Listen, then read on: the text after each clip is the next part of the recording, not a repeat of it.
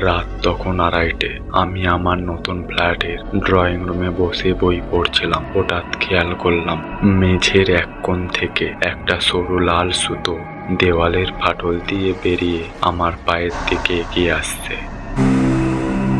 আমি অবাক হয়ে সুতোটা ধরলাম। টান দিতেই মনে হলো দেওয়ালের ওপাশ থেকে কেউ একজন পাল্টা টান দিচ্ছে। কৌতূহলবশত আমি জোরে একটা হ্যাঁচকা টান দিলাম। সাথে সাথে দেওয়ালের ফাটলটা চচ্চর শব্দে বড় হতে শুরু করলো। ফাটল দিয়ে পচা মাংসের একটা উৎকট গন্ধ নাকে এলো। আমি টর্চ জ্বালিয়ে ফাটলের ভেতর তাকালাম। দেখলাম দেওয়ালের ভেতরটা ফাঁপা নয়, বরং সেখানে শত শত লাল সুতো দিয়ে কোনো একজনকে আষ্টে পৃষ্ঠে বেঁধে রাখা হয়েছে। হঠাৎ সেই সুতো জটলা নড়ে উঠল। একটা বীভৎস চামড়া ঝুলে যাওয়া মুখ অন্ধকার থেকে বেরিয়ে এলো।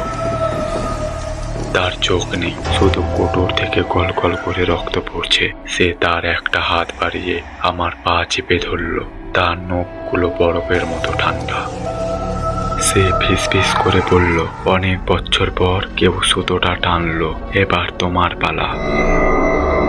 আমি ছিটকে পিছিয়ে আসতে চাইলাম, কিন্তু দেখলাম আমার নিজের হাতের আঙুলগুলো থেকেও এখন লাল সুতো বেরোতে শুরু করেছে।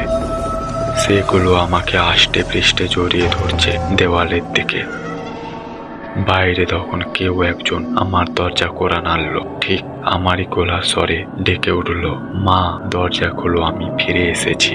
আমি বুঝতে পারলাম আমার জায়গা নেওয়ার জন্য অন্য কেউ দরজার ওপারে দাঁড়িয়ে আছে, আর আমি ধীরে ধীরে দেওয়ালের সেই অন্ধকার গহ্বরে হারিয়ে যাচ্ছি।